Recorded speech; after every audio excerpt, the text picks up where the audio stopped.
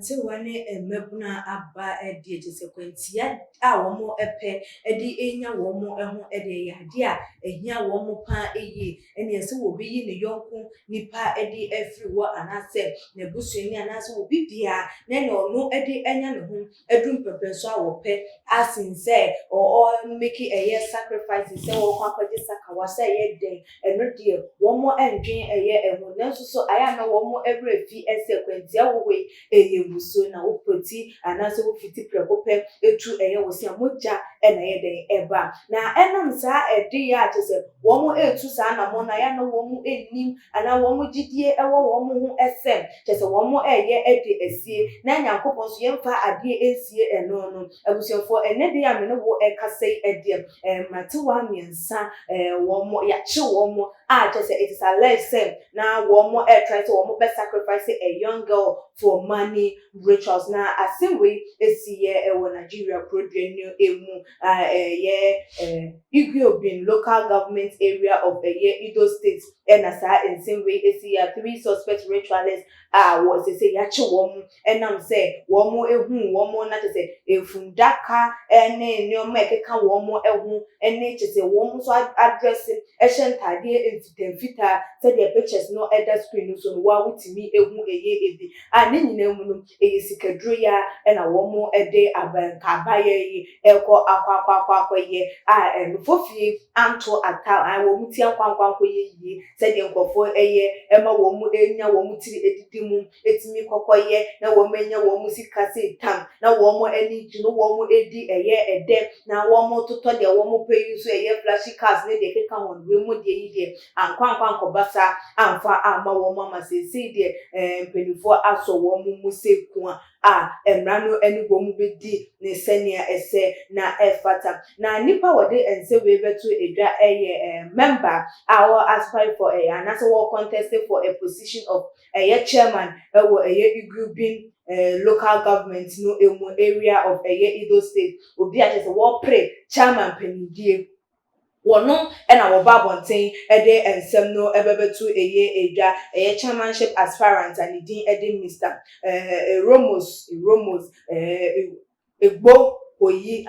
wa wonu Nigeria din mo fa chebe se mentimi ambo ni ya ne ya papa na o aspire for the chairmanship and din ede Mr. Romos Egbo mohi wono na sese won nsa etimi so emrantewa na say strange people nyese wo mu frikro ni mo nim wo mo na so onsa eso nkofo miensa yi emu atese wo mo address in a white cloth womo womo adwese komo take womo sacrifice no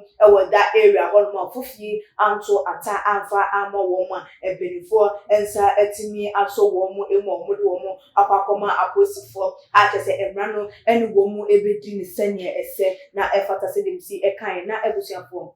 ehenko na sese ye pray ho akọ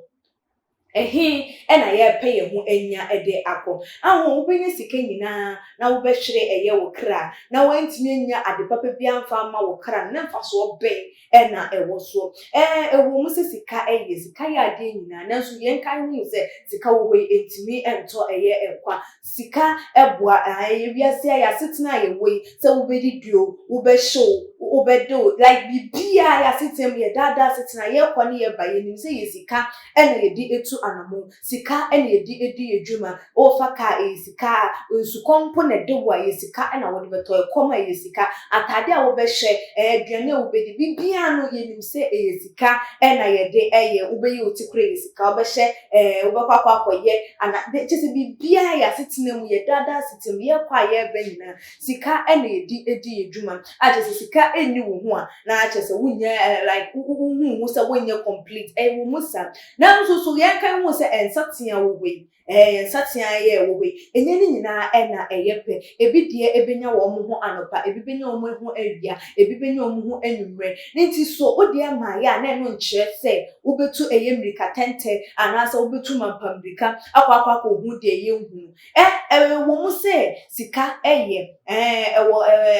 ho a wo feel good wo say yes wo nsusu no ko ye nipa na nsusu se ema ya na no nkyere se fa kwati kwan eso na won so nya eye wo ho because ye nipa wo kwa kokunu anasa wo pese wunyi no free atasefo asase yi so entinke ye wunu aba so eye wabusueni e na wote se wo bi afa no e de na aye bibisi ye entinke be ye wode ade a enkawo obo ebejo so ana montu bi wo hono ma yetu a wo ma yendwe ehun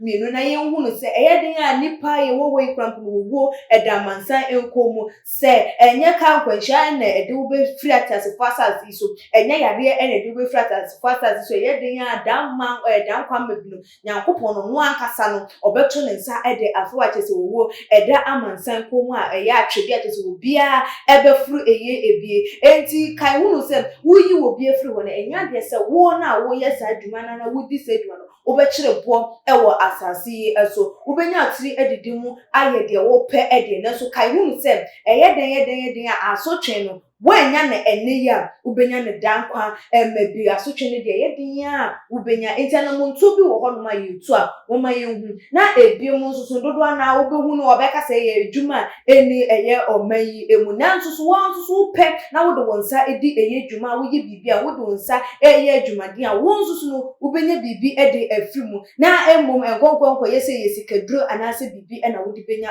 wo busia de sese wiase aduro no moma yenhu na fotuo ne niema esene fatane yemfa ema ye man because entity ye pa ensusu eka ho se entity ye man ya migidi ye se sa nioma we no enya de se wo mo ebeda no edi na ye di esie no abusia ne nioma we ya ekoso ewo wiase afane nya Nigeria kwa na goso ye man Ghana mu ene amangodo eso ekoso ede na won so betimi aka ede afamfo dwenche no ebra ebetuja ewo tumonche comment section if you like videos na share all the social media platform eso ekwe skapa enemy desene yebesan edi esha ebi makra